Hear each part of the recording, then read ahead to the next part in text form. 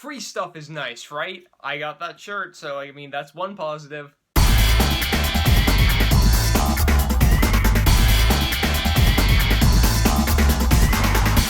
Transformers: The Last Knight.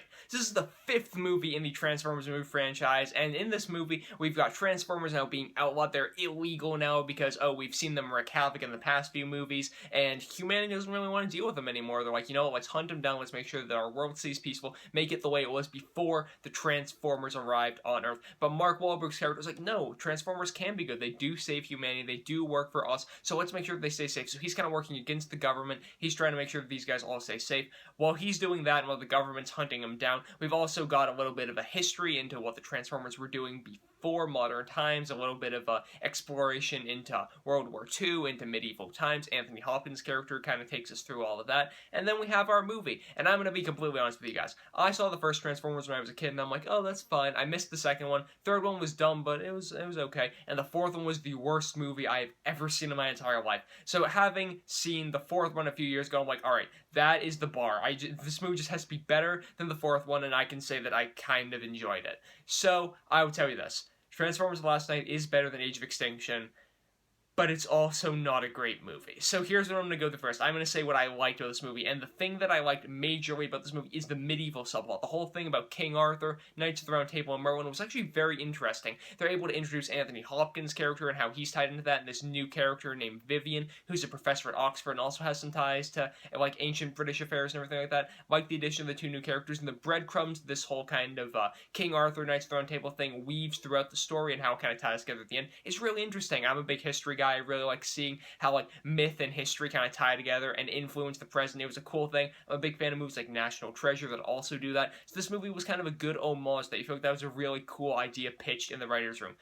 But after that, you start to see some problems that arise in the movie. The first major problem is something you notice like 25, 30 minutes into the movie, and that is that this movie was clearly pitched as two different movies. The first one is with Vivian, Anthony Hopkins, and the Knights of the Round Table. Like, that was the storyline there, and that's the thing, is that the Transformers were tied to the original, like, medieval Knights of the Round Table type of thing.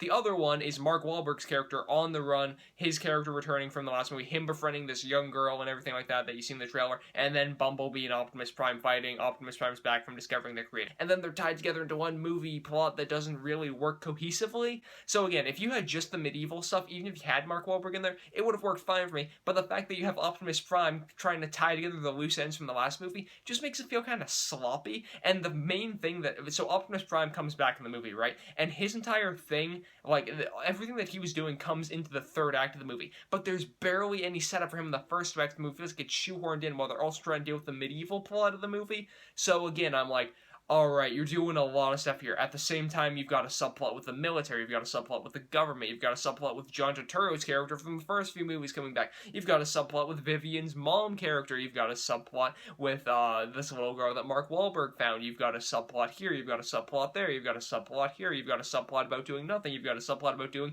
tons of other stuff. So many subplots and so much stuff going on in this movie. You feel like this movie was trying to be like the Godfather epic of Transformers movies, but it just wound up being boring because your attention's trying to be so many places. It winds up just being nowhere. You ever do a math problem in school and you're like doing so many steps at once, you're like, alright, I'm lost already, so we're just gonna check out and I don't know, like watch TV in our head or something like that. That's what happened to me in this movie. There was so much going on at so many different points of the movie that I liked the medieval stuff in the movie, I liked the actors in the movie, but there was just so much they were trying to do that I'm like, you know what? You're getting sloppy, you're getting messy. By the time we got to the third act fireworks show explosion fest, I was just zoned out of the movie and I didn't care what was going on because, again, first of all, they didn't set it up. Second of all, I was just so sidetracked because of all the other stuff they were trying to do in place of it. That's bad directing. The other two parts about bad directing in this movie, guys, oh my god. The aspect ratio on the screen kept changing. It was IMAX screen, like the full screen was full, and then it was widescreen, so I'm like, this is noticeable, and I am not exaggerating when I say it was pretty much every other shot. Like, you would see Anthony Hopkins on like a wide shot, and it would be IMAX, and then it would zoom in, and it's like widescreen, and I'm like, this is really poorly edited. And then the other directorial issue of this movie that kind of ties together what I've been saying is that even though the actors are good, and even though the medieval subplot is good, this movie just isn't fun. Fun movies in the summer have either great action sequences that are merited because of the story, this movie kind of does, or they have focus in them. This movie, being all over the place, doesn't have the focus that movies like Guardians of the Galaxy have with its one central MacGuffin, or The Avengers has with its one central villain. And even if you don't have great or focused action sequences, at least you can have some great characters. And like I said, characters in this movie are fine, but they're not that well developed. Again, Mark Wahlberg returns as his inventor. Vivian and Anthony Hopkins, like I said, were great new additions. But the little girl they introduced in the movie, the one you've seen in all the trailers, she's in, like, not that much of the movie. And the first time they introduce her, she's like, oh, I have a compelling backstory. And it's like a 2-line throwaway thing. And I'm like, okay, you don't have a compelling backstory. John Turturro's character in the movie could have been completely cut out. He calls like 3 times or something like that to Anthony Hopkins' character. And just a complete weird little phone call, like him being a weasel type of thing. And I'm like, you're bringing back so many new characters, and you're trying to tie this together and be so cool and so relevant, and it just isn't, because I was bored. You were trying to tie together all these loose ends, at the same time you're trying to set up this new movie, and it all just completely it doesn't work. And I'm sorry to report that, guys, because again, I was kind of optimistic going into this thing. I was like, you know what? Age of Extinction was bad. This can actually redeem the franchise.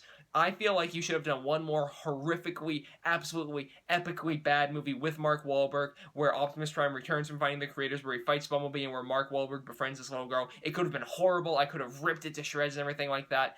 And then we could have moved on to a new movie, Transformers 6, being the Merlin subplot, the Knights of the Round Table thing, Vivian and Anthony Hopkins, just being these cool 2 new characters that are kind of starting our franchise off on a better note, on a reboot type thing. And I feel like that could have been a smarter way to go. But the fact that you tie it all together just makes it this convoluted mess of a movie that I'm going to wind up giving a D+ to. Guys, I was kind of optimistic walking in this thing.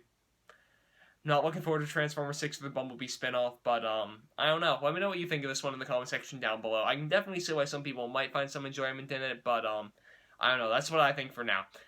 You guys can go over to mymovethoughts.com or subscribe to this YouTube channel for tons more posts from me. Be sure to follow me on Twitter. I'm at John Hayeck for tons more posts from me as well. You guys can also like this video, comment on it, share it with some friends. I am John Hayeck, and as always, thank you guys so much for watching.